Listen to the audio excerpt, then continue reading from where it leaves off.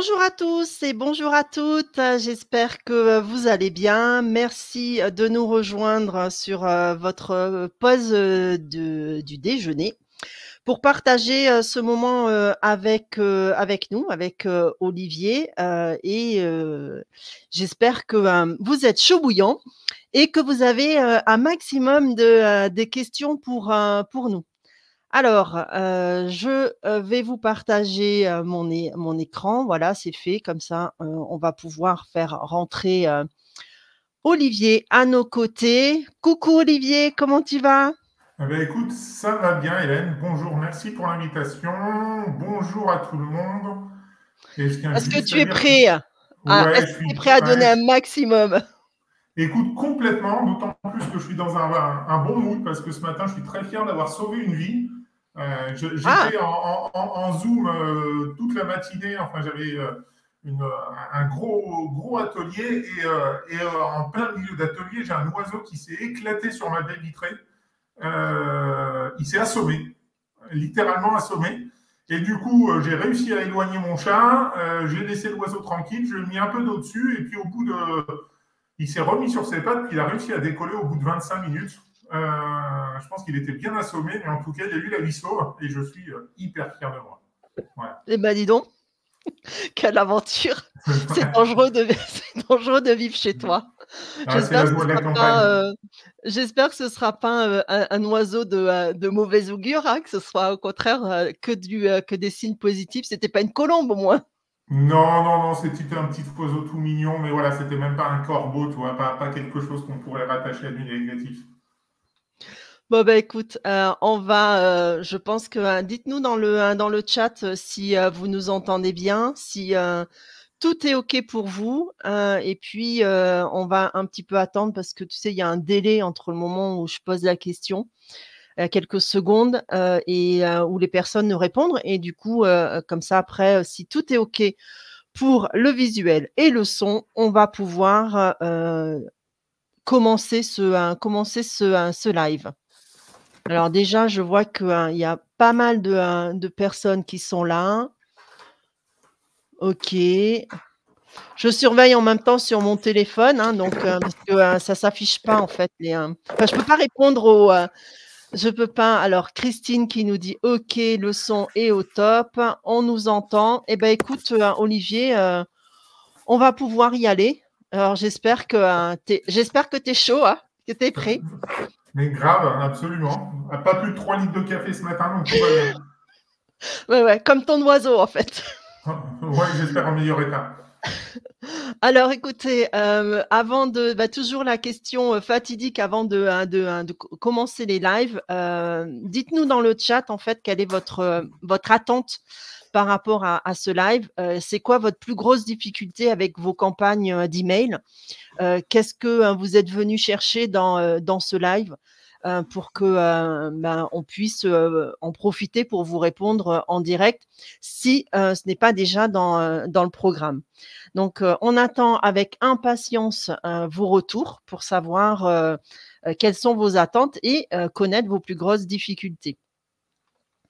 On va enchaîner, avec la présentation, d'Olivier pour ceux qui ne le connaissent pas. Donc, Olivier, c'est un créateur de contenu de génie, hein. Enfin, pour moi, en tout cas, c'est le cas. J'adore son contenu. Vous aussi, je suppose que, si vous le suivez, vous êtes complètement, accro, à ses, posts complètement, délirants, loufoques, mais toujours plein de bon sens et extrêmement généreux dans ses contenus. Et Olivier, est-ce que tu peux rapidement nous parler de tes offres du moment? Alors oui, absolument. Bah, donc déjà, je te remercie. Je vais essayer de pas trop rougir, même si le rouge et le blanc, je pense que ça s'accorde pas si mal, mais je vais essayer de pas trop le faire. Mes offres du moment. Alors, donc moi, je suis copywriter, donc globalement, j'accompagne les entreprises à écrire des contenus qui vendent. Donc, je dirais que j'ai des offres traditionnelles qui tournent autour de la création de landing page, de séquences email, évidemment, de storytelling. Et j'ai lancé deux offres récemment qui sont une offre de relecture de contenu. Donc là, j'écris pas, mais je relis. J'ai lancé une offre à propos de la page à propos des sites internet qui est à la fois très visitée est souvent très mal exploité par les entreprises. Donc, je pense qu'il y a un vrai sujet de douleur là-dessus.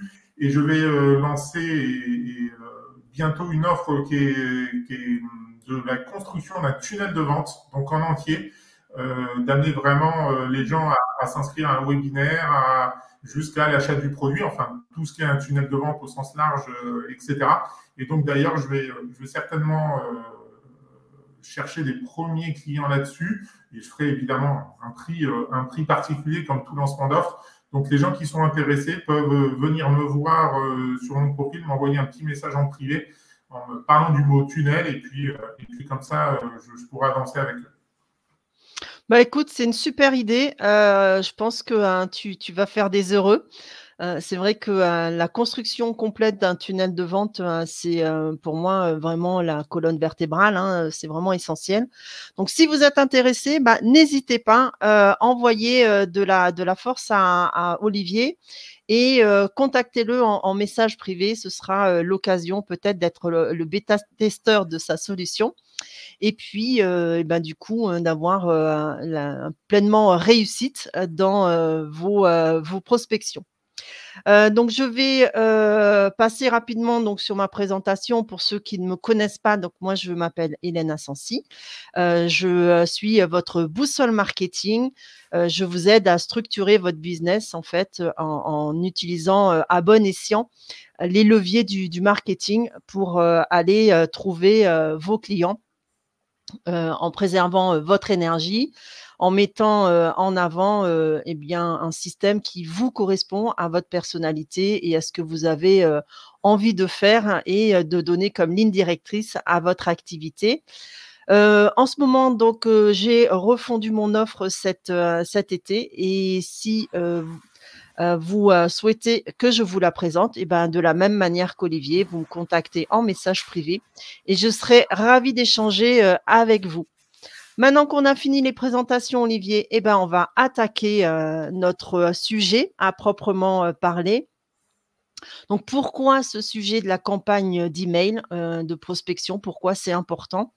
Aujourd'hui, on peut constater que, LinkedIn, c'est quand même devenu, une vraie, usine, voire une autoroute. Moi, j'aime bien cette comparaison avec, l'autoroute, en pleine heure de pointe et du coup, bah, on a du mal quand même à sortir un peu de, à sortir un peu de, à avoir un peu plus de visibilité, à sortir un peu du lot et à se faire repérer, notamment, pour pousser un peu nos offres et puis pour se faire connaître, de nos clients. Donc aujourd'hui, eh bien, on arrive de plus en plus, à mettre en place en fait des systèmes qui sont, un peu hybrides, pour, reprendre des termes de jargon un peu techniques, donc entre, l'inbound et l'outbound en fait, et c'est pour ça qu'aujourd'hui, moi, j'avais envie de faire ce live. Comme je l'ai écrit ce matin dans mon post, en fait, je fais des lives surtout pour me faire plaisir. J'invite, des copains que je trouve, très talentueux, pour, venir parler de sujets. Puis ça me permet aussi, d'avoir les réponses, pour lesquelles j'attends des solutions.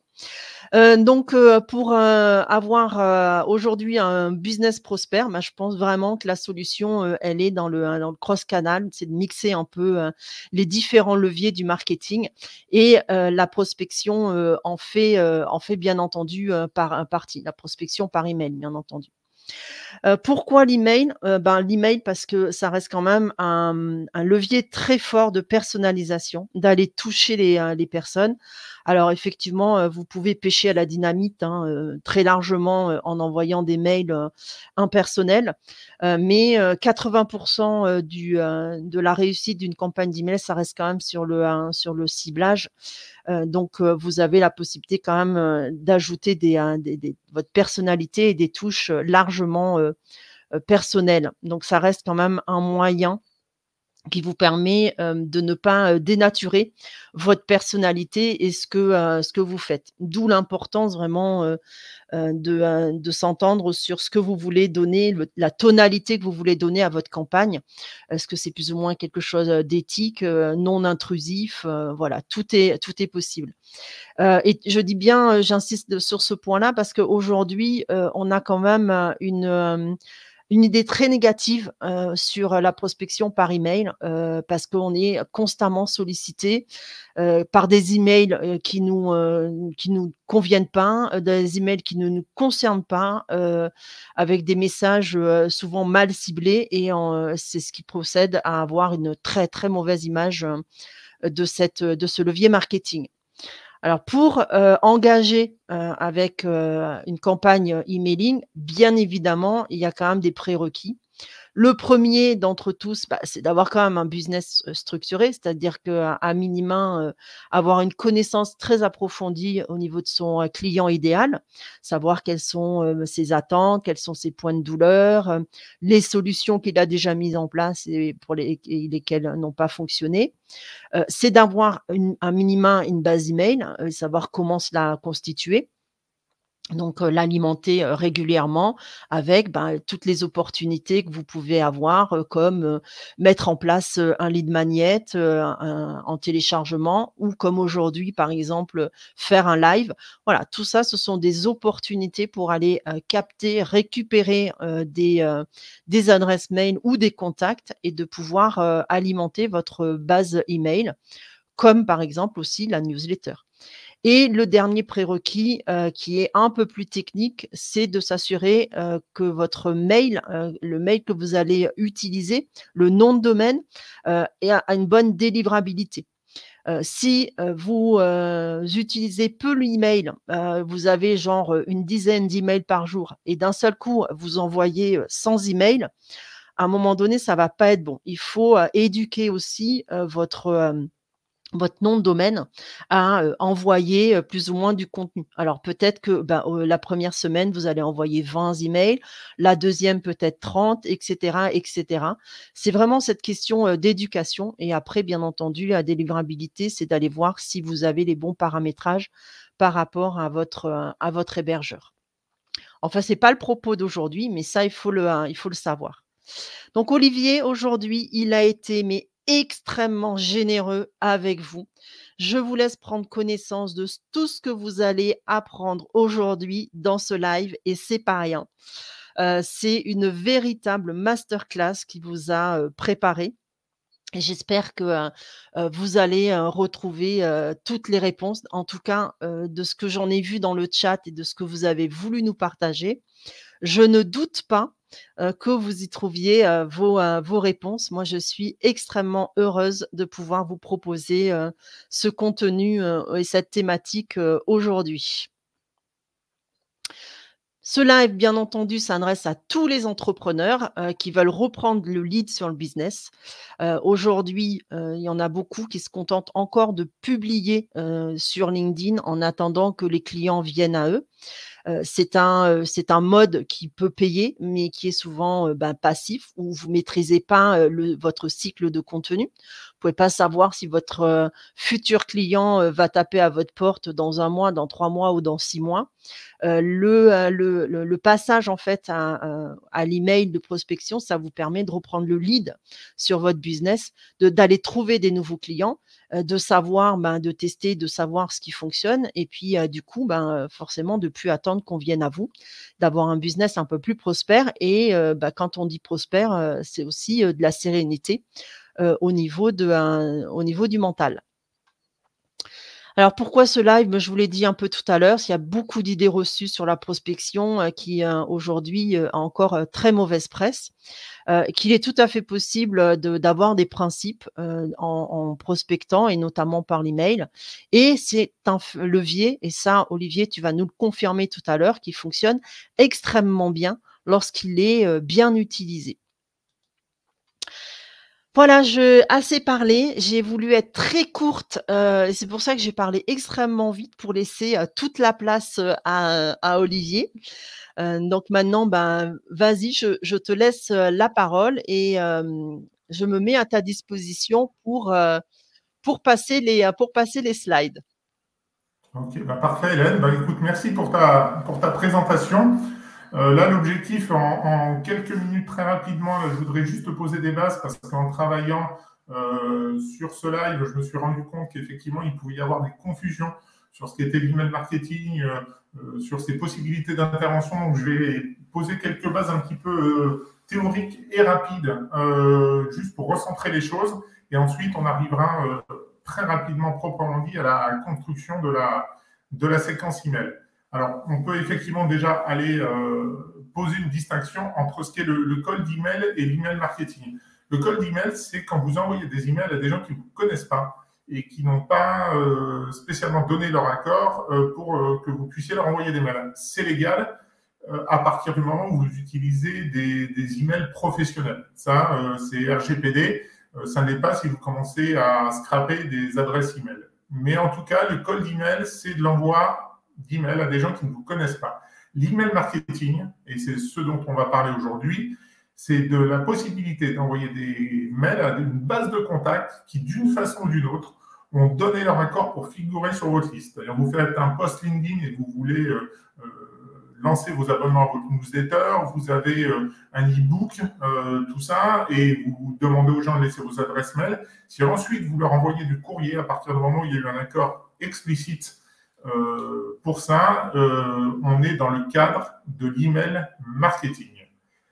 Hélène, je te propose d'avancer un petit peu et du coup de passer directement au point 2 qui est le point même suivant, du coup, ce qu'est les possibilités d'utilisation et les objectifs, de ce qu'est l'email marketing. Il peut y avoir, il faut savoir, différentes sortes d'objectifs selon ce que vous êtes, où vous en êtes à votre stade. Vous pouvez tout simplement connaître et de rester à l'esprit, j'ai envie de dire, des gens qui ont donné leur accord il y a 3 à 6 mois pour télécharger vos livres blancs. Vous pouvez avoir un objectif d'image, c'est-à-dire, en fait, dans le fait d'envoyer régulièrement des emails, vous allez vous positionner en tant qu'expert.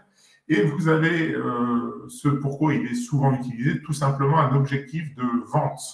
Voilà, donc là, c'est un des 3 objectifs possibles de l'email marketing. Il y a différentes sortes d'email marketing. Il y a effectivement les séquences, et c'est dont on va parler aujourd'hui, mais pas que. On peut considérer que la newsletter est de l'email marketing. Et un autre point qui est assez peu exploité, et j'attire votre attention sur le fait de le mettre en place, c'est les séquences d'accueil, les séquences d'onboarding. Quand quelqu'un a donné votre accord pour rejoindre votre liste de diffusion, c'est un moment toujours fort pour pouvoir lui envoyer des emails présentant vos activités, vos services, les problèmes que vous êtes en mesure de résoudre. Et donc ça, c'est de l'email marketing. Voilà, donc vous voyez, on est vraiment sur quelque chose d'assez large. Aujourd'hui, on va parler de séquences d'emails et je te propose du coup, Hélène, d'aller dans la slide suivante. Je te remercie. La séquence email est là pour vous aider à commercialiser votre produit ou votre service. Évidemment, les deux sont bien sûr possibles. Pourquoi on parle de séquence? Parce que là, vous n'allez pas envoyer qu'un seul email. L'idée, c'est d'envoyer plusieurs emails pour marquer l'attention parce que vous allez vendre quelque chose qui est important pour vous. Donc, ce n'est pas juste d'envoyer un code promo pour la Saint-Valentin le 31 décembre ou la fête des mères. Donc là, on va être sur une stratégie d'un ensemble d'emails qui vont se compléter les uns avec les autres et qui vont vous permettre de présenter différents arguments.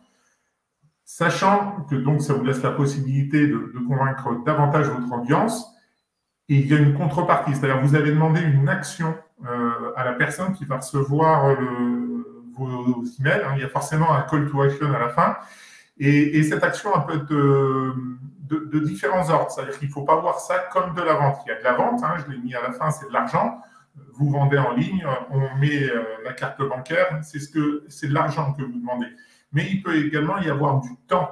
Le temps, ça va être, par exemple, vous voulez faire venir à des journées portes ouvertes. Vous êtes un magasin en physique, vous avez envie que les gens viennent à vos journées portes ouvertes. Ça rentre dans le cadre d'une séquence email où vous demandez de l'attention. Par exemple, vous allez organiser un webinaire ou vous lancez un accompagnement. Eh bien, souvent, c'est des offres qui sont quand même high ticket et le prospect va rarement sortir sa carte bancaire. C'est-à-dire que l'objectif, là, n'est pas de le faire acheter, mais qu'il vous contacte pour un call de 20-30 minutes qui va vous aider ensuite à vendre votre produit. Donc, ça peut être l'objectif d'une séquence email. voilà. Est-ce que c'est clair pour toi ce stade-là, Hélène? Oui, pour moi, tout est clair. Alors, du coup, je me posais la question, puisque tu parles de séquences email, est-ce qu'il y a une formule magique? Est-ce que, par exemple, tu as, comme tu pourrais avoir un template ou un framework, tu sais, au niveau du copywriting avec, est-ce que là, par exemple, tu as des modèles, par exemple, une séquence d'email, c'est de 2 ou 3 emails? Combien, de quoi on parle quand on parle d'une séquence d'email? Est-ce qu'il y a un nombre ou un chiffre, bien défini? Ou est-ce que peu importe, ça dépend, comme la longueur d'un texte en fait quand tu rédiges? Alors, non. Il y a pas de nombre prédéfini. Il y a peu de templates. On va le voir ensuite dans le déroulé de comment construire sa séquence email. Il y a une grosse phase d'analyse et c'est de cette phase d'analyse que va pouvoir ressortir ensuite le nombre d'emails. Je sais que ça trouble parfois un petit peu mes clients, mais quand je vends une séquence email, je vends une action et pas un nombre d'emails écrits. Parce que selon l'analyse que je vais en faire, je vais écrire peut-être 3 emails, peut-être 10, sachant que le travail d'écriture, quand vous construisez une séquence email, et comme beaucoup de choses, quand vous écrivez du contenu, le travail d'écriture proprement dit ne représente que 20% de votre temps. Donc finalement, que vous écriviez 3 emails ou 10, ça change très très peu le temps passé, mais c'est la phase d'analyse, et je vais vous expliquer, et la phase de recueil des données, qui va vous faire dire, là j'ai besoin de 3 emails, j'ai besoin de 5 emails ou j'ai besoin de 10 emails. Voilà. Ah écoute, je suis impatiente de découvrir ça. Poursuivons alors, hein? Alors, je précise juste avant d'arriver dès la slide suivante, je rassure tout le monde, on arrivera dans le concret, mais c'est vraiment, j'ai voulu cette partie pour poser un petit peu les bases. Il y a 2 types de ventes qu'on peut associer à une séquence email. Il y a les ventes en evergreen. L'evergreen, c'est quand vous avez des produits que vous mettez à disposition et que vous vendez un petit peu toute l'année. C'est-à-dire si vous avez, moi je ne sais pas, il y a des gens qui font des e-books payants par exemple, et ça peut être téléchargeable en continu. Donc la vente en evergreen. Tu as les formations aussi, certaines formations qui se Alors, vendent certaines formations, après, t'es rarement sur de la vente ouais, t'es rarement sur du enfin, ça va être des petites formations dites. Quand tu es sur des grosses formations avec de l'accompagnement one-to-one, en général, tu n'es pas dans de la vente en evergreen. Tu es plutôt sur ce que j'ai nommé moi de la vente en événementiel. D'accord. Tu peux rejoindre, par exemple, tu vas lancer un bootcamp. Typiquement, tu peux parler de ton bootcamp régulièrement dans l'année, mais au moment où tu vas commencer à vouloir enregistrer les inscriptions, tu vas être dans la vente et événementielle et tu vas notamment travailler tes séquences email auprès de ta base de données. Voilà. Oui, j'ai l'impression que l'Evergreen, ça marche beaucoup plus sur les formations qui sont en libre accès, en fait, qui sont en asynchrone. Et après, quand tu as plus d'accompagnement, effectivement, tu es quand même plus sur de la vente événementielle. Oui, c'est ça? complètement. C'est complètement. Alors, la vente événementielle, elle va être vraiment liée à lancement d'un bootcamp, à un lancement d'une nouvelle offre, d'un nouveau produit, ou aussi si vous souhaitez vendre quelque chose où il y a une place limitée réellement. Donc là, il faut pas être dans le fait que votre place soit limitée. Par exemple, je peux accompagner que 10 personnes pour cette offre-là. Donc là, vous allez certainement l'ouvrir 3 ou 4 fois dans l'année et vous allez utiliser une séquence email. Et est-ce que pareil sur la vente événementielle, c'est, tout le travail, dont tu vas nous parler, tout à l'heure, tout le travail préliminaire qui détermine, ton rétro-planning en fait, qui détermine s'il faut que tu t'y prennes, 15 jours, 3 semaines ou 3 mois à l'avance? Alors après, ça va dépendre de la relation que tu as avec ta base mail. Mais il est bien effectivement de faire un minimum de préchauffage. C'est-à-dire, si les gens sont inscrits sur tes bases mail depuis un certain temps, ils savent que à intervalles réguliers, tu vas sortir un bootcamp, tu vas sortir un accompagnement, tu vas sortir des choses comme ça. Et ils vont s'y attendre. Tu as besoin d'une séquence de préchauffage plus courte. Après, si ton lancement est plus rare, tu as besoin effectivement, tu peux dire, tu peux préchauffer, je suis en train de travailler sur un produit qui sortira là, dans 3 mois, par exemple. Et qui va faire, je dirais, monter la pression au fur et à mesure de l'approche. Et le jour J, c'est-à-dire quand tu ouvres les inscriptions, tu lances vraiment ta séquence email. C'est super intéressant. Donc, ça veut dire que tu peux très bien commencer à chauffer ta base email, donc et te constituer ta base email avant même d'avoir ton produit, en fait. On n'est C'est pas même mieux. obligé d'attendre d'avoir le produit pour, commencer à communiquer dessus. Ah, c'est même mieux, hein, dans le monde idéal de pouvoir communiquer au préalable. Avec subtilité, on en revient toujours email, toujours à la même chose, pardon, c'est qu'on doit apporter de la valeur. C'est-à-dire que si tu n'es que dans un email transactionnel et que tu envoies trop d'emails transactionnels, il est évident que les gens se désinscrivent très vite. Autant ils peuvent concevoir que tu es là pour vendre tes produits ou tes services, autant à un moment, un email qui n'est tourné que vers toi et ta vente, bah, tu vas faire dangereusement mincir ta liste email. Donc ça, il faut l'éviter. Très bien, ouais, super. Ah, on arrive au Alors, cœur du sujet, Olivier. voilà, on arrive au cœur du sujet. Je crois qu'on est pas mal sur le timing qu'on s'était fixé. Comme Oui, vous le voyez sur cette slide-là, on va l'aborder en 4 points. Une question fondamentale, quelques principes de base, hein, j'aurais pu les mettre même au pluriel, les 4 étapes qui vont vous permettre de construire votre séquence email. Et tu parlais de conseils de copywriting, ce n'est pas l'objet du live d'aujourd'hui. Je voulais juste en donner quelques-uns qui seront vraiment très succincts à la fin de ce live. Voilà. oui, puis ça nous donnera l'occasion de faire, d'autres lives comme ça. Il faut regarder un Voilà. petit peu. Ouais, exactement. Exactement. Après, le copywriting est tellement riche que je pense que des lives, on pourra en faire énormément sur le sujet. Je te propose de passer à la slide suivante. Alors, ça, je vais vraiment insister lourdement. Si vous deviez quasiment retenir qu'une chose de tout ce live, ça serait ça. Parce que c'est vraiment quelque chose où les entreprises, c'est un point où les entreprises ou toute personne qui envoie des séquences email ne se pose pas assez la question. Alors que c'est vraiment la base. Et c'est à partir de la réponse à cette question que va se situer l'ensemble de l'articulation de la séquence. C'est vraiment extrêmement utile. Et d'ailleurs, cette question, elle doit être même utilisée à chaque fois finalement que vous allez faire une communication. Cette fameuse question, vous avez déjà dû la lire, c'est où se situe le prospect vis-à-vis de mon problème et de ma solution.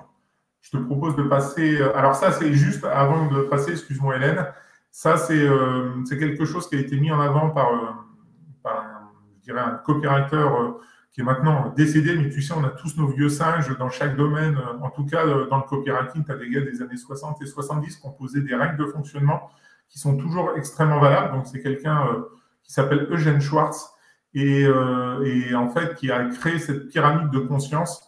Et je vous conseille vraiment, alors un certain nombre d'entre vous doivent le connaître, j'en suis sûr, hein, mais pour ceux qui ne la connaissent pas, je vous conseille vraiment de vous poser là-dessus, puisque vous voyez, vous avez une pyramide, donc le but, c'est en fait de faire monter votre prospect en haut de la pyramide.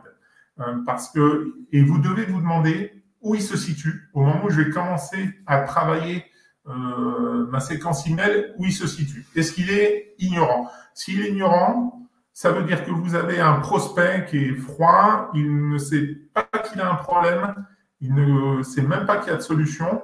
Donc là, un des objectifs principaux de votre séquence email, ça va être déjà de l'éduquer, de mettre en avant le problème que rencontre le prospect. En lui disant, bah, vous voyez, vous rencontrez ça, ça, ça, ça. Vous n'avez même pas conscience que c'est un problème, mais c'en est un parce que ça porte à telle conséquence. Voilà, ça, Alors c'est Olivier, vraiment... je t'interromps parce qu'on a une question de Marie-Laure, en fait, qui voudrait, qui dit si on intègre une nouvelle personne en fait sur sa base email, est-ce que c'est pas, attends, je retrouve la question. Je me mets les pinceaux dans les commentaires. Voilà, là voilà. Elle dit en envisageant que tu as un nouvel abonné, si tu avais prévu de faire partir une séquence d'emails, par exemple, est-ce que c'est pas un peu trop chaud de lui envoyer directement? Alors moi, je lui ai proposé peut-être de mettre en place une session d'onboarding des nouveaux clients avant de les intégrer à la base email. Qu'est-ce que tu conseilles, toi, Olivier? Ouais, effectivement, ça peut être un petit peu chaud. Ça dépend comment la personne a adhéré, mais effectivement, si elle te connaît bien, ça peut avoir du sens. Donc là, après, ça va être aussi une analyse marketing sur comment elle est rentrée dans ta base mail. Si c'est quelqu'un avec laquelle tu as échangé, et tu le sais, depuis 2 mois, tu peux lui vendre une solution. Si c'est quelqu'un, tu as fait, je sais pas, tu as fait télécharger un e-book et on peut présupposer qu'elle te connaît mal. Si effectivement tu es dans de la vente tout de suite, tu risques malgré tout de faire fuir cette personne. Tu vas être tout de suite dans un transactionnel fort. Voilà. Donc en gros, c'est un peu à l'appréciation de ta base en fait. C'est toi qui aiguille en fait qui teste la température, qui voit si tu peux l'intégrer directement à ta campagne ou si il faut passer par un SaaS qui peut être une petite séquence d'onboarding. Ouais, et globalement, je conseille quand même, pour répondre à Marie-Laure, de passer par le SaaS. Ok, super. Selon ce que tu as avant, c'est quand même mieux. Très bien. Eh ben, écoute, est-ce que tu veux que je change de slide? Tu avais Non, fini? pas du tout, parce que je veux quand même, parce que cette question, elle est vraiment essentielle. Donc, je voudrais rapidement remonter dans la pyramide pour l'expliquer pour celles et ceux qui ne la connaissent pas.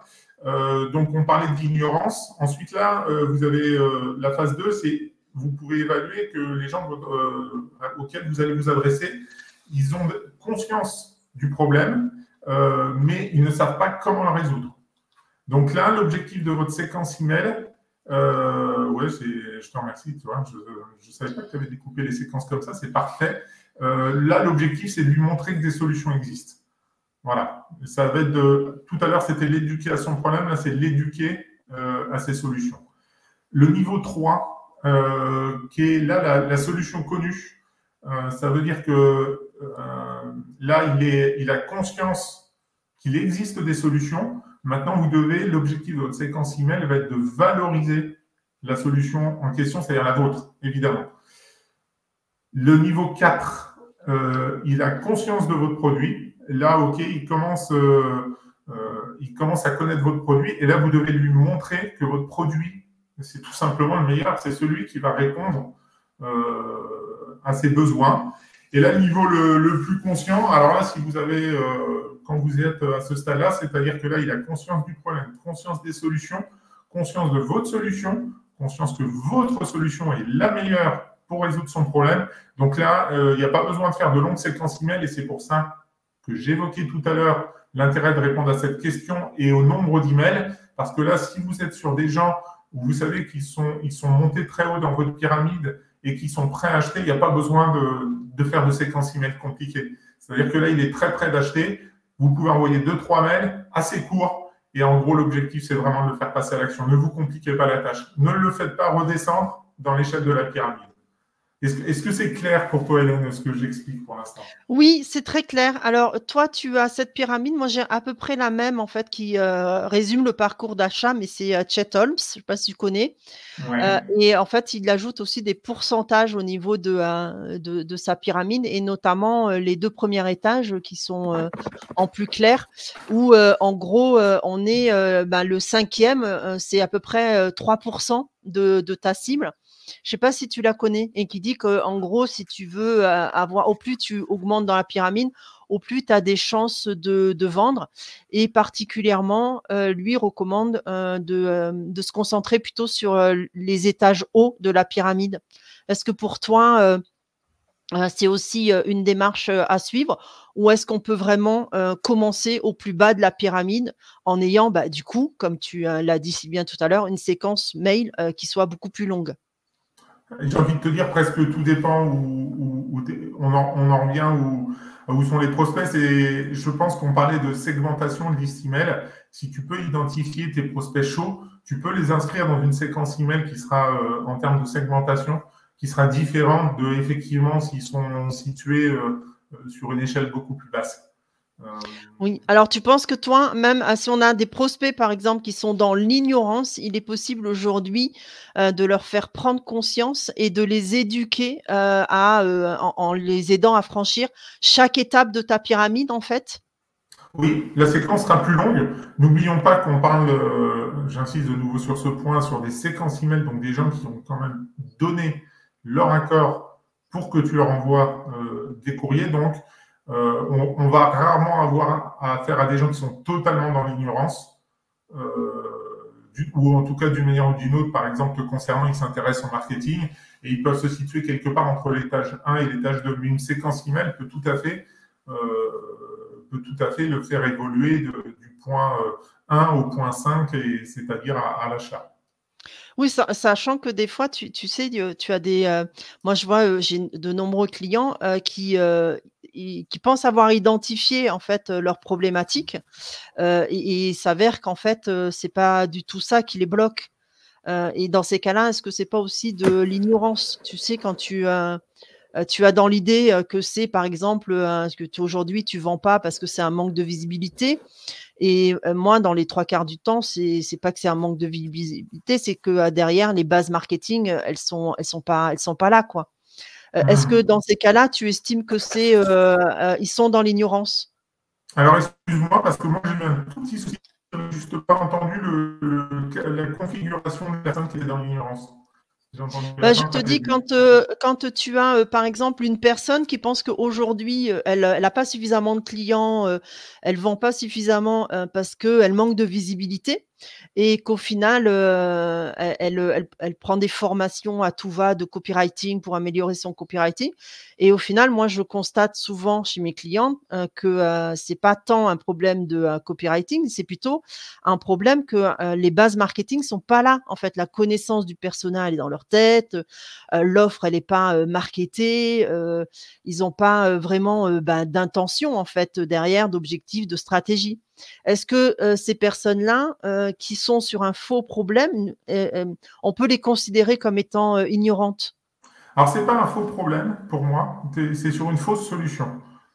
C'est-à-dire que dans le cas que tu évoques, ils ont quand même un vrai problème qui peut être la génération de leads. Donc, j'ai envie de dire que tu as un problème connu, hein, si on reprend les Mmh, termes de la pyramide, sauf qu'ils se trompent sur la solution. d'accord. Parce que, et en plus, je suis évidemment d'accord avec toi, même si c'est mon cœur de métier, à ce stade-là, ce n'est pas du copywriting dont ils auront besoin. C'est effectivement une structuration d'offres, c'est poser des bases marketing. Enfin, tu as complètement raison sur la réponse. Donc, tu dois les éduquer à la solution. C'est-à-dire, là, tu es sur le niveau 2 de ta pyramide, problème connu, et tu dois les faire éduquer, à les faire passer, et ils doivent identifier que cette solution, c'est de faire agir sur le plan du marketing et pas du copywriting, qui est pour l'instant leur priorité. C'est top. Enfin, moi, je me régale, hein, je vais Bah, sortir le écoute, popcorn et tout, mais je me régale.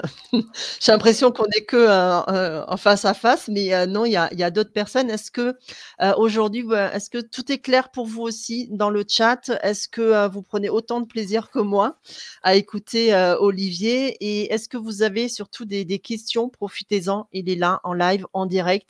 C'est le moment de lui poser, vos questions et d'avoir les réponses surtout. Et en attendant, bah, comme il y a ce petit temps de propagation, je vais passer à la slide suivante et je remonterai vos questions, à Olivier. je ok, alors je voulais effectivement parler énumérer quelques principes de base avant de passer sur la construction, parce qu'il faut vraiment avoir conscience de ça. Euh, c'est ce que j'ai intitulé On vit dans un monde de chaos, et je le déroule ensuite. C'est-à-dire que il y a, alors, chaque école, vous trouverez des gens très bien qui vous expliquent que la séquence doit être construite dans un ordre très logique, comme ça le prospect va lire votre mail numéro 1, puis votre mail numéro 2, votre mail numéro 3, et il achètera en mail numéro 4 ou 5. Je comprends le principe, sauf que pour moi, il ne correspond pas à la réalité. Et là, je sais que chacun sa philosophie, en tout cas la mienne, et c'est comme ça que je travaille avec mes clients, et je pense qu'elle est de bon sens. Je n'ai pas la prétention d'avoir raison à 100% des cas. C'est de considérer, et je pense, Hélène, que si tu te places toi-même comment tu interagis, c'est-à-dire tu es abonné à des newsletters, tu peux recevoir des offres, mais tu ne vas pas forcément attendre tous les jours avec fébrilité qu'on te contacte pour parler de cette offre. Dans ta boîte Non. mail, tu reçois des mails de clients, des mails de prospects, tes fournisseurs, etc. Et en fait, ce que tu vas lire ne sera peut-être pas ta priorité du jour. Donc, le mail que toi, tu as pensé en mail numéro 2 sera peut-être lu en mail numéro 4, parce que le jour où tu as envoyé le mail numéro 2, bah, le client, il avait autre chose à faire. Donc, il faut toujours partir du principe, en tout cas selon moi, que les prospects ne vont pas forcément lire vos mails dans l'ordre où vous les aurez envoyés. Donc, quand on parle de séquence email et d'arc narratif, je nuancerai un tout petit peu en tenant compte de ce principe. Je ne sais pas ce que tu en penses, mais il faut pour moi faire très attention à à cette idée-là. Les prospects n'attendent pas vos mails, même si vous les envoyez tous les jours à 9 heures. Il y a quand même peu de chances qu'à 9 heures, ils soient avec leur petit café, tranquillement à dire mais il est 9h01, je panique, Hélène ne m'a pas envoyé mon email. Il y a quand même la probabilité qu'il fasse ça est faible. Oui, mais de la même manière que pour les posts, tu peux t'absenter à une semaine de LinkedIn, tu as personne qui va te contacter en te disant, où tu es, est-ce que tu vas bien? Effectivement, les gens n'attendent pas nos emails, c'est nous qui allons chez eux. C'est pas comme une émission, de télé où tu choisis le programme et tu choisis ton contenu. Là, en fait, tu es complètement, passif dans le contenu que tu reçois. Alors, complètement. Après, d'où l'idée aussi d'envoyer des emails à une liste avec lesquelles tu interéchanges régulièrement, parce que là, on est sur des séquences emails donc destinées à vendre globalement. Il est certain que si tu entretiens ta relation avec ta base email, ils seront quand même plus à même d'avoir envie d'ouvrir de toute façon tes emails, puisque assez régulièrement, tu leur as donné des nouvelles. Moi, c'est vrai que ça m'est arrivé de travailler avec des clients qui n'envoyaient pas des emails depuis des mois et qui voulaient, à leur liste et qui voulaient d'un seul coup vendre un truc. C'est plus long et plus difficile forcément que si tu as pris le temps d'envoyer des emails régulièrement. Quand je dis régulièrement, ça n'a pas besoin d'être très fréquemment, c'est avec régularité. Mais si tu donnes des informations, de la valeur, si tu distrais ta liste email régulièrement, malgré tout, tu vas augmenter le taux d'ouverture. Mais ça ne suffira pas à ce qu'ils soient à 9 heures devant leur ordinateur à attendre ton mail. Pas forcément. Ouais, non, c'est certain. Après, c'est vrai que toutes les communications, généralement, ça peut s'appliquer à toutes les communications, je veux dire. Absolument, absolument. Je te propose qu'on avance parce que je me rends compte que je parle beaucoup et que je vois d'un seul coup l'heure avancer. Donc, oui, il nous je sais reste que un tu avais quart à d'heure. cœur. Il nous sais que tu reste avais à un cœur quart d'heure. Alors, ouais. oui, effectivement, moi, j'aime bien qu'on reste carré au niveau de l'heure. Alors là, généralement, c'est le moment dans le live où tout le monde panique en se disant, «Ouais, c'est super, mais comment on fait?» Eh ben, ne vous inquiétez pas, vous commencez à connaître, mes lives. Moi, je vous laisse jamais sans outils et sans moyens, sans méthode pour, appliquer tout ça. Donc, ben, Olivier, vas-y, on continue, dans, la construction maintenant opérationnelle, de la séquence, d'email. Donc tu Ouais, nous définis 4 étapes. ouais, complètement. Et je fais juste une dernière aparté. C'est pour ça qu'on a été aussi long, parce que j'insiste, quand vous faites du copywriting, que vous passez, enfin, le gros du travail, pardon, c'est vraiment ce travail d'analyse et de prise en compte de l'environnement. Voilà. Là, on va être beaucoup plus après dans l'exécution, mais si vous ne faites pas ce travail, vous allez forcément rater une partie de votre message. Voilà, c'était le dernier point. Alors, maintenant, on arrive vraiment au cœur de la construction. Donc, je suis parti du principe qu'il y avait 4 étapes par lesquelles vous deviez passer pour construire une séquence email. La première, ça va être, vous pouvez très bien le dresser sous forme de tableau, c'est pour ça que j'ai utilisé cette image dans les différentes étapes, où vous allez devoir interroger vos prospects ou vos clients potentiels sur les douleurs qu'ils ont. Là, il faut vraiment se concentrer sur les douleurs. Après, selon ce que vous faites, si vous souhaitez revendre, j'insiste plutôt pour parler aux gens qui ont déjà acheté chez vous, parce que ça veut dire que c'est quand même plus qualifié. Hein. Vous savez, si vous demandez à des gens qui sont des potentiels prospects, bah, la réponse sera un tout petit peu plus floue qu'il y a des gens qui ont déjà acheté chez vous. Ça peut être bien de dire, voilà, tu as acheté chez moi, quelle douleur tu avais? Donc évidemment, il y a des séries de questions, et là, on n'a pas le temps de les énumérer aujourd'hui, mais quelle douleur vous avez ressenti et que vous ressentiez avant de passer à l'action chez moi? Quel est l'intérêt de ressentir? Et vous allez vraiment les lister et les marquer dans le tableau. Vraiment, au sens premier du terme, vous allez écrire et vous allez être extrêmement précis sur les mots employés. C'est-à-dire que ça, c'est une des bases du copywriting, ça doit être vos prospects et vos clients qui font écrire une grosse base de votre contenu, parce que ce sont les mots que eux emploient pour décrire leur douleur que vous devez ensuite réutiliser pour votre message de vente, puisque c'est de la façon dont ils le ressentent, c'est pas comment vous le ressentez en tant que prestataire, c'est comment eux le ressentent.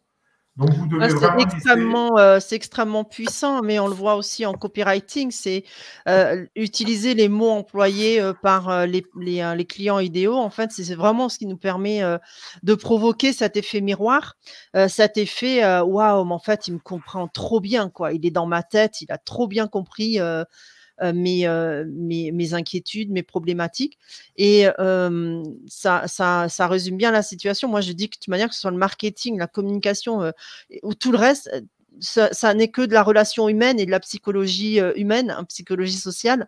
Et là, on le voit bien, quoi. En utilisant les mots employés par nos cibles, en fait, on provoque ce lien émotionnel très fort avec nos prospects potentiels. D'où cette importance de pouvoir recueillir en fait tous ces verbatims utilisés par nos prospects et notre cible idéale. Ouais, complètement. Il ne faut pas faire l'économie de ce temps, clairement. On passe à l'étape 2, Olivier? Absolument. Alors, l'étape 2. Ah bah oui, si je ne suis pas sur la bonne slide, ça ne va pas marcher. La slide 2. Ok, donc, alors continue là, notre tableau. Ouais, parce que l'idée, c'était de délivrer des choses très opérationnelles. Donc, l'idée des tableaux, ça vous permet vraiment de lister les choses de façon très concrète et c'est très applicable. Donc là, vous avez les douleurs exprimées. Ok. En face, vous devez répondre et lister quelles sont les solutions et les bénéfices. C'est-à-dire, ok, je ne sais pas, j'arrive pas à construire mon plan marketing, et bien vous devez expliquer que vous, en 5 étapes, par exemple, vous allez aider à construire votre plan marketing et que vous allez le faire avec d'abord un audit, ensuite des recos, enfin, etc. Et ensuite, les bénéfices, c'est-à-dire qu'une fois que moi, j'aurais eu la solution, que j'aurais appliqué la solution à ton produit, comment je vais me sentir? Qu'est-ce que ça va me permettre de faire? Et ça, vous devez le mettre en face de chaque douleur. Est-ce que ça, c'est clair pour toi, Hélène? Moi, franchement, j'adore ta distinction, en fait, la granularité que tu nous proposes avec les bénéfices à court terme et à long terme. Ouais. Parce que même quand, et ce que tu dis, en fait, ça sert à la fois à bâtir des séquences d'emails, mais ça peut être aussi l'occasion de marketer son offre, en fait, d'en faire une offre irrésistible.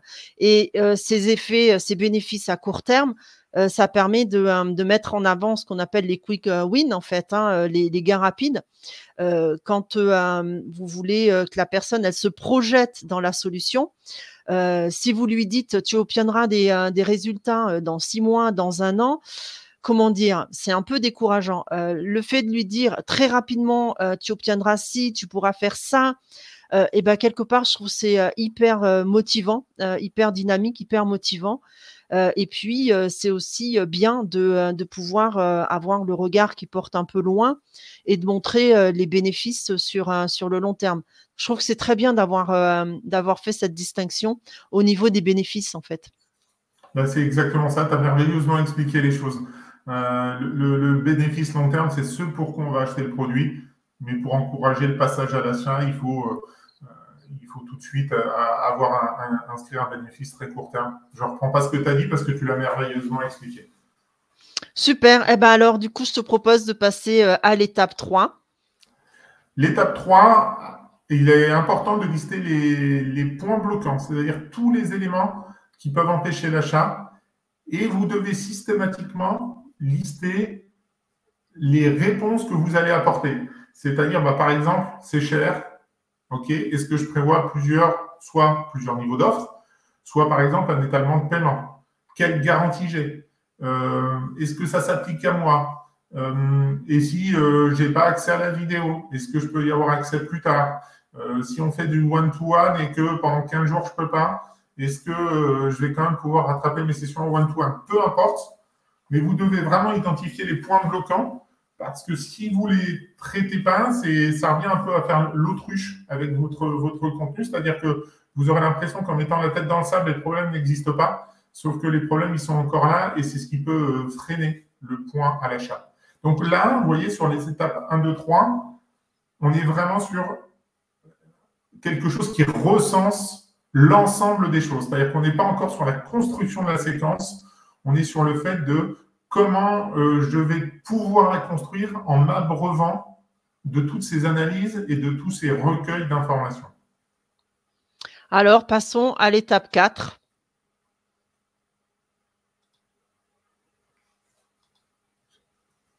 Je suis d'accord. Bah, Passons à l'étape 4. non, c'est ma souris qui ne voulait pas fonctionner, c'est rien. Ok, alors là, l'étape 4. Maintenant, j'ai envie de dire, il va y avoir quelque chose d'un petit peu frustrant parce qu'il n'y a pas, ça serait complètement faux. Vous savez, c'est comme les gens qui ont des templates pour tout et rien. Il y a des choses qui peuvent être efficaces, mais malheureusement, je ne peux pas vous dire votre mail numéro 1, ça doit être celui-là, votre mail numéro 2 doit être celui-là, votre mail numéro 3 doit être celui-là. C'est bien dommage, hein. C'est bien dommage, nous on voulait la solution miracle. Mais le truc, c'est qu'elle n'existe pas et que je serais tout simplement, je dirais, un menteur ou un vendeur de solutions à la petite semaine si je voulais vous proposer un truc comme ça, parce qu'en fait, ce n'est pas vrai. Vous avez vraiment listé tous les points et vous allez maintenant devoir retenir, et ça, c'est votre analyse que vous devez faire, c'est-à-dire que là, vous avez l'ensemble des informations et vous devez lister les points qui vous apparaissent, à la fois les douleurs, par exemple, qui sont revenues les plus souvent, c'est-à-dire les douleurs les plus fortes, hein, clairement. Donc ça veut dire que c'est des points que vous devez traiter. Vous devez aussi avoir les points bloquants les plus forts. Vous devez avoir les bénéfices les plus forts, qui correspondent aux douleurs les plus fortes. Et à partir de là, vous allez pouvoir retenir les principaux et construire votre séquence email. C'est-à-dire que c'est tout ce travail d'analyse que vous devez ensuite faire. Je suis désolé, je me rends compte de la frustration des gens qui sont. Il n'y a pas de plan tout fait. Les gens qui vous vendent un plan tout fait, clairement, c'est des. Pour moi, je suis désolé du terme, c'est quasiment des arnaqueurs parce qu'ils n'existent pas. Ce qui existe, c'est ce travail d'analyse qu'on vient de voir avant. Et ça va être ensuite votre travail de réflexion en disant j'ai besoin de parler de telle chose. J'ai par exemple 3 gros points de douleur que j'ai identifiés, 2 points bloquants.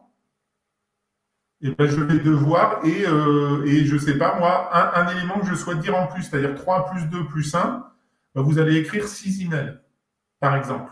Parce que c'est toujours la règle des 80-20. Les douleurs exprimées, ben, elles vont correspondre à la grosse majorité des douleurs de l'ensemble de votre cible. Voilà. Vous ne pourrez pas tout traiter, vous n'allez pas pouvoir écrire une séquence de 50 emails. Ce n'est pas possible. Donc, toutes les douleurs ne se valent pas. Vous allez lasser votre audience. Donc, vous devez vraiment vous concentrer sur les points de douleur, les points bloquants et les bénéfices les plus forts de votre solution et communiquer là-dessus. Oui, au final, c'est un peu la rançon de. Est-ce que c'est clair pour toi? Oui, pour moi, c'est très clair. Hein, mais est-ce que c'est clair pour tout le monde? Même si j'espère que je ne me ferai pas lyncher en commentaire sur cet aspect, je n'ai pas la solution parfaite.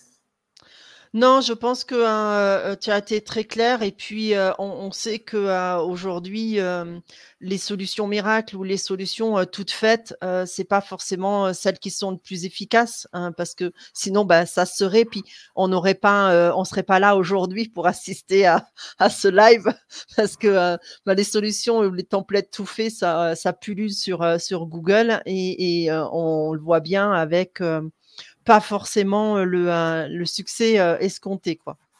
Exactement, ça serait une solution de facilité, clairement. Voilà. Alors, tu nous as préparé une slide supplémentaire sur l'étape 4 et notamment une mise en garde sur le principe de base, mais qui est le même pour les posts sur LinkedIn, en fait. Hein. Complètement. On va quand même partir de... Vous avez identifié des points de douleur. Vous allez en parler, un point de douleur, un email. Sauf le premier et le dernier mail, j'en parlerai à la fin et je vous expliquerai, je crois, pourquoi dans une slide juste après. Mais vous devez vraiment partir de ce principe, et c'est aussi un des défauts que je vois, c'est que vous pouvez être tellement généreux dans les solutions que vous apportez, vous croyez tellement aux bénéfices que vous pouvez donner aux gens, que vous avez envie de tout donner. Mais un email, c'est un angle d'attaque. Sinon, vous allez noyer le message. Voilà. Alors, ça, c'est la règle de base. Ensuite, comme je l'ai dit, il y avait vraiment 2 possibilités pour construire votre séquence email. Il y avait les points de douleur, les points bloquants, on retient les principaux, on les écrit. Mais vous pouvez également avoir Et ça, c'est aussi de l'analyse marketing. Ce n'est pas du cas par cas, mais je voulais en parler. C'est ce que j'appelle la grande idée. C'est-à-dire que, par exemple, votre solution, elle répond à ce problème-là pour cette cible-là. Je me rappelle, j'avais travaillé avec quelqu'un qui faisait de la vente pour les solopreneurs, mais pour les solopreneurs qui étaient introvertis. Et en fait, sa grande idée, c'est que j'aide les solopreneurs introvertis à vendre. C'est pas la même chose que quelqu'un qui peut être à l'aise, par exemple comme toi, Hélène, qui est quand même à l'aise dans la communication. Sa solution ne serait pas adaptée à un profil comme le tien. Mais par contre, si la grande idée est plus vous allez être spécifique, mieux vous allez vous porter et plus votre message sera impactant. Donc, je reprends cet exemple-là, à vous de l'adapter à votre cas de figure et à votre business, vous qui êtes derrière l'écran. Lui, c'était les introvertis. Donc, il fallait que chaque mail, même en sélectionnant les points de douleur et les points bloquants, fasse référence à cette notion de solopreneur introverti. Voilà, je ne sais pas si je suis clair. Ça peut être aussi cette grande idée que vous avez en tête et sur laquelle les points bloquants et les douleurs vont venir se répercuter. Est-ce que ça te semble Oui, clair? moi, c'est plutôt au chat qu'il faut demander aux participants. Est-ce que pour vous, c'est clair cette notion?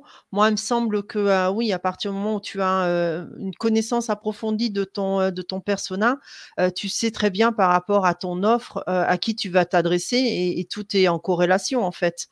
Tout est adapté par rapport à ça.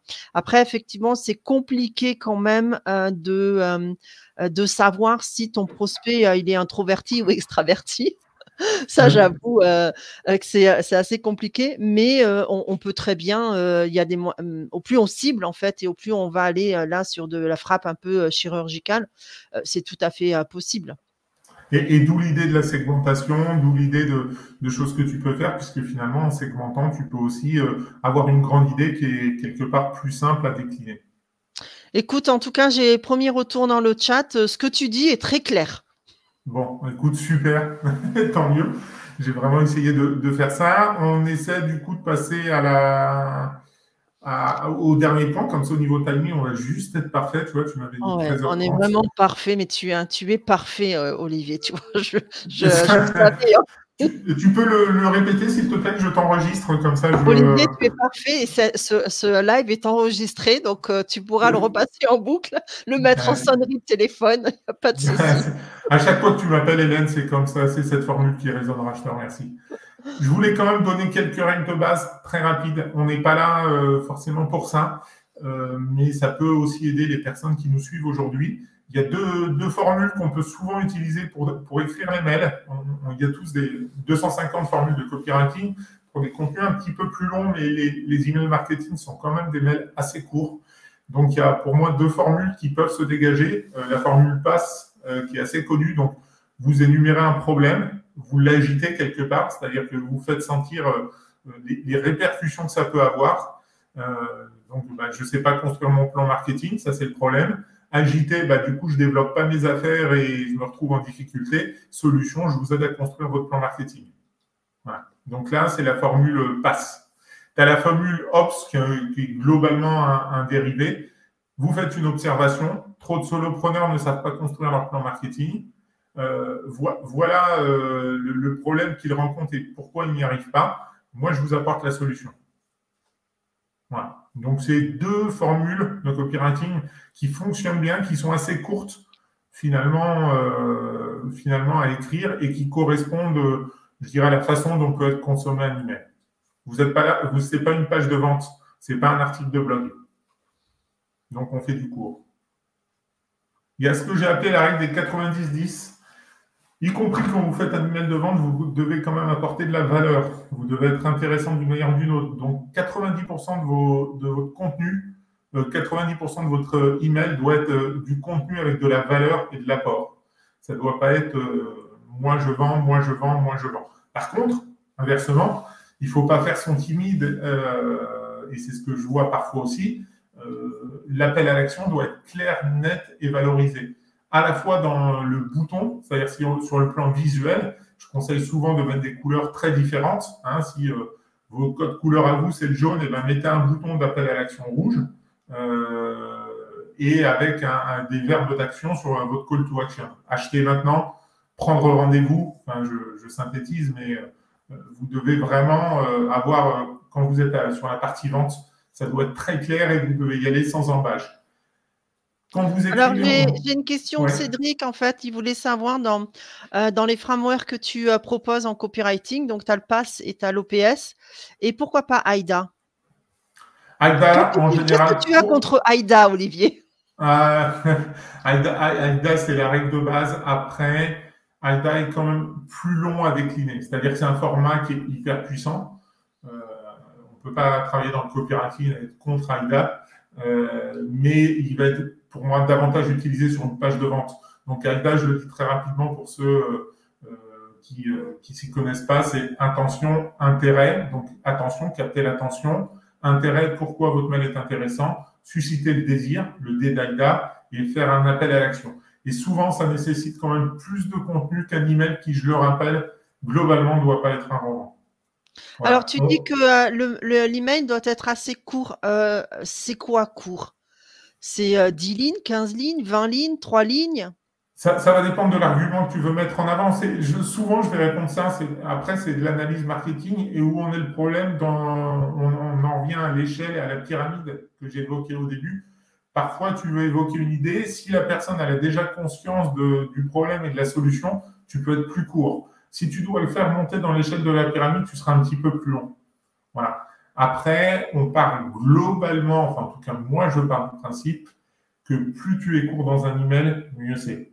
Hein, on n'oublie pas, on reprend vraiment, on doit être très réaliste quand on écrit quelque chose. C'est dans quel contexte tu te situes avec ton prospect qui est devant son ordinateur, qui lit ses mails, qui n'est pas sur une page de vente, hein, il lit ses mails, on parle de séquence email, il ne va pas forcément avoir envie de lire un roman à ce moment-là.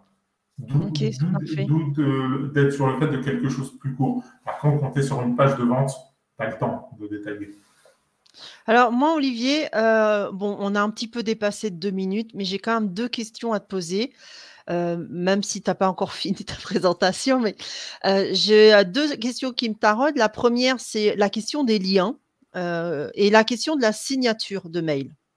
Est-ce que la signature, faut une belle signature avec ta photo, tes machins, ou est-ce que vaut mieux une signature minimaliste? La question des liens, est-ce que toi, tu mets vraiment toujours un appel, un call to action dans tes emails avec un bouton et ensuite, en fait, ça fait 3 questions. Et la question du lien de désinscription. Ok. Alors, première question. Excuse-moi, Hélène, vas-y, refais-la moi. Alors, ma première question, c'était au niveau des liens. Est-ce que comment ça se passe au niveau des liens, en fait? Alors, c'est de la même façon déjà que ton message, c'est-à-dire, tu n'as qu'un seul lien. Alors, ça peut être un bouton ou ça peut être un lien, peu importe. Ça, j'ai envie de te dire, tu as un seul call to action. On est sur un mail, tu ne le perds pas. Tu dois lui montrer très clairement quelle est l'étape qui va suivre. C'est-à-dire que tu dois lui dire, si tu as envie de prendre rendez-vous, clique sur ce lien. Si tu as envie d'acheter, clique sur ce lien. Ça ne doit pas être plus compliqué que ça. Le prospect, il doit très clairement savoir quelle est l'étape suivante. Voilà. Et du coup, tu y vas directement. est-ce que le fait d'avoir plutôt un lien plutôt qu'un bouton, ça augmente pas un peu l'effet, je veux dire, je t'écris à toi, tu vois, c'est pas trop marketé, c'est plutôt personnalisé, etc. C'est mieux. C'est mieux d'avoir effectivement un lien globalement dans un email. C'est vrai que j'ai parlé de boutons. On va mettre ça plutôt sur le compte de 1 heure de live et que j'ai eu le neurone qui s'est entrechoqué, mais sur un email marketing, tu seras effectivement plutôt sur un lien que sur une page de vente. Et après, donc ma deuxième question, c'était par rapport à la signature. C'est quoi tes recommandations sur la signature mail? Est-ce qu'il faut, pareil, une signature un peu chiadée avec ta photo, ton machin? Est-ce que tu mets des liens vers tes profils sociaux ou est-ce que c'est vraiment minimaliste? Alors, déjà, j'ai envie de te répondre. Ça va dépendre sur la signature, c'est-à-dire l'aspect visuel, ce que tu as l'habitude de faire. Dans un champ, ce n'est pas parce que tu vends que tu dois changer. Les gens, ils sont habitués à ton contenu. Donc, j'ai envie de te dire, s'ils sont habitués à voir ta tête, mets ta tête. S'ils sont habitués simplement à voir ton nom, ton prénom, tu mets ton nom, ton prénom. Ça, c'est le premier point sur l'aspect visuel. Après, tu es clairement dans un email de vente. Donc, surtout, ne commence pas à mettre d'autres liens que le lien pour lequel tu veux que les gens fassent une action. C'est-à-dire que là, tu es fait pour vendre un produit, vendre au sens large, on l'a vu tout à l'heure. Donc, tu n'es pas là pour qu'ils aillent voir sur ton LinkedIn, tes réseaux sociaux. Non. Un email, une action. Donc, surtout pas d'autres liens. Surtout pas. Rien qui doit les distraire de l'action pour lesquelles tu veux les voir agir. Et donc, ma dernière question, c'était qu'est-ce que tu penses de ces personnes qui mettent un lien de désinscription sur leurs emails, en fait, à la fin de leurs emails? Moi, ça me met toujours un peu mal à l'aise parce que j'ai l'impression que la personne m'écrit et qu'en même temps, le lien de désinscription, je me dis: «Ah bah non, je fais partie, en fait, d'une base de données, quoi». Alors, le lien de désinscription, tu peux le tourner un petit peu différemment. Là, on n'est pas sur du call d'email où c'est obligatoire. Là, on est sur des séquences email donc de gens qui ont donné leur accord pour que tu leur écrives. J'ai envie de te dire, tu peux, pour moi, ce que j'aurais tendance à penser sur un lien de désinscription, c'est je ne suis pas contre en expliquant que tu peux avoir un lien de désinscription qui n'est pas un lien de désinscription à ta liste, mais un lien de désinscription à ta séquence email. C'est quand même deux choses extrêmement différentes. Et ce qui peut être intéressant malgré tout d'avoir cette désinscription, et tu peux très bien le dire, c'est-à-dire si vous ne souhaitez plus, je vends le produit A, si vous ne souhaitez plus recevoir d'informations par rapport à ce produit-là, cliquez ici et vous recevrez mes mails habituels. La tournure, globalement, celle-là, elle n'est peut-être pas très bien formulée, mais tu vois l'esprit. Donc ça, je peux conseiller de le faire parce qu'on a évoqué le sujet de la délivrabilité. Des gens qui vont commencer à en avoir marre, même s'ils ont envie de recevoir tes mails, mais qu'ils ont marre de recevoir des infos sur le produit A parce que ça ne les intéresse pas, s'ils commencent à te passer en spam, tu vas nuire à terme à la délivrabilité. Donc, moi, je ne suis pas contre en expliquant que c'est juste une désinscription à la séquence, pas à ta liste. C'est super intéressant. Tu vois, tu m'éclaires sur un point. Du coup, je te laisse 2-3 minutes pour finir tes 2 derniers points. Non, on va être bien plus rapide que ça. Je rassure tout le monde qui va pouvoir retourner à ça. Le titre, on parle souvent du titre et de l'importance d'écrire une bonne accroche, ce qui est évidemment totalement vrai. Moi, je conseille souvent de l'écrire à la fin parce que tu sais ce dont tu veux parler, tu as ton objectif, le message que tu veux faire passer dans l'email. Et je conseille d'écrire l'email parce que parfois, ça arrive régulièrement, je sais pourquoi, c'est la magie de l'écriture, tu vas trouver une formulation dans ton mail qui est très forte, où tu vas avoir un angle précis qui va te donner une vision plus précise sur ton titre. Des fois, moi, ça m'arrive de me dire, tiens, cette phrase-là, elle est vraiment top, ou cette formule, ces quelques mots sont très impactants, c'est pas gênant que je l'ai à la fois dans mon titre email et dans le cœur de mon email. Donc déjà, tu peux l'avoir écrit, tu peux la trouver. Ou finalement, tu peux te dire à la fin, j'ai écrit mon titre parce que, ah oui, ça y est, j'ai ressenti les miels, j'ai la vision globale de ce que va être mon email, donc je sais maintenant où je veux aller en termes de titre. Donc, moi, je ne conseille pas de l'écrire au début, je conseille de l'écrire à la fin. Ça, c'est le dernier point. Et quand tu écris une séquence email, le premier et le dernier mail sont toujours pour moi un petit peu spécifiques.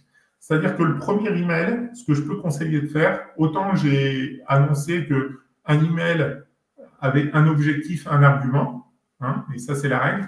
Par contre, tu peux très bien écrire un premier email qui dit voilà, je vais vous vendre mon produit A, le produit A, il aide à faire ça.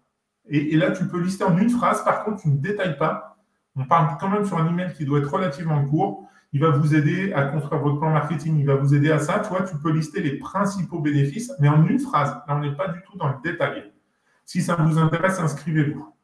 Ça peut être totalement c'est l'exception à la règle d'un mail, un objectif. Tu vois. Le premier mail et le dernier mail, il ne faut pas hésiter à être très incisif. C'est-à-dire qu'à un moment, vous êtes là pour faire passer la personne à l'action. Donc, l'idée d'écrire des mails qui sont de 5 lignes en disant écoutez, je viens de vous envoyer des emails pour vous expliquer les solutions, les bénéfices que j'ai apportés. Vous n'avez pas répondu vous avez jusqu'à aujourd'hui minuit pour passer commande. Et c'est là, tu vois, tu n'es plus dans l'explication, tu n'es plus dans le quoi que ce soit, tu es dans un mail de 5 lignes. Tu peux même choisir un titre d'email qui est un peu provoque. Adieu, c'est la dernière fois, tu vois, des choses comme ça qui attirent l'attention. Parce que là, il faut vraiment que les gens ils comprennent qu'à un moment, ça se termine.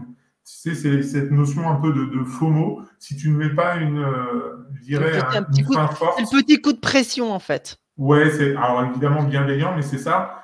Sinon, les gens passeront pas à l'action. Ils vont croire qu'ils peuvent recevoir encore 15 emails. Non, c'est le dernier. Il est très court. Il est entre guillemets incisif, pas agressif, mais il explique que c'est le dernier mail et c'est maintenant ou jamais. OK, c'est super. Écoute, moi, Olivier, je voulais vraiment te remercier parce que je me suis mais régalée, mais vraiment, hein. J'espère que ça a été votre cas aussi dans le chat. Enfin, n'hésitez pas dans le chat à nous dire si vous avez, apprécié, autant que moi ce live. Si, vous repartez surtout avec, les questions, que vous vous posiez, il y a à peu près, 1 heure. Ben, Olivier, où est-ce qu'on peut te retrouver? Donc, si, les personnes veulent te contacter ou avoir, encore des questions, ou veulent, rentrer en contact avec toi? Ben, le plus simple, c'est vraiment mon profil LinkedIn, hein, très clairement. Donc, Olivier Seron, vous voyez, il y avait ma tête. On doit être plusieurs Olivier Seron sur LinkedIn, j'en doute pas. Mais le plus simple, c'est de me contacter si vous avez des questions et des choses sur lesquelles j'ai pas été clair ou vous souhaitez une précision. N'hésitez pas à m'envoyer un petit message et je ferai en sorte d'y répondre au mieux dans les prochains jours. Super. Et ben, écoutez, je vais, tous vous libérer. En tout cas, Olivier, tu vois pas encore le chat, mais sache que, les commentaires sont, dithyrambiques. Donc, voilà, tu as parfaitement, rempli ta mission, et je pense que, tu vas aider beaucoup d'entrepreneurs, notamment, je salue tous ceux qui vont, nous regarder en replay. J'ai reçu pas mal de messages, aujourd'hui de personnes qui me disaient que, bah, ce sera, en replay. Donc, n'hésitez pas, si vous regardez ce live en replay, envoyez-nous du soutien, du love à Olivier et à moi. Ça nous encourage à continuer et puis, pourquoi pas, ben, programmer, un autre live sur ce sujet. En tout cas, je vous souhaite à tous un très, très, très, très bon, week-end et puis, bah, Olivier, je te laisse le mot de la fin. Bah, écoutez, merci à vous. Voilà, je suis ravi si on a pu apporter de la valeur. Merci à toi, Hélène, pour ton invitation. Il faut savoir que le copywriting n'a pas de recette magique, n'a pas de baguette magique. J'ai l'habitude de dire que je ne suis pas Harry Potter. C'est un gros travail d'analyse et de connaissance de votre cible. Donc voilà, j'espère avoir fait passer ce message-là aujourd'hui et merci à tous pour votre attention.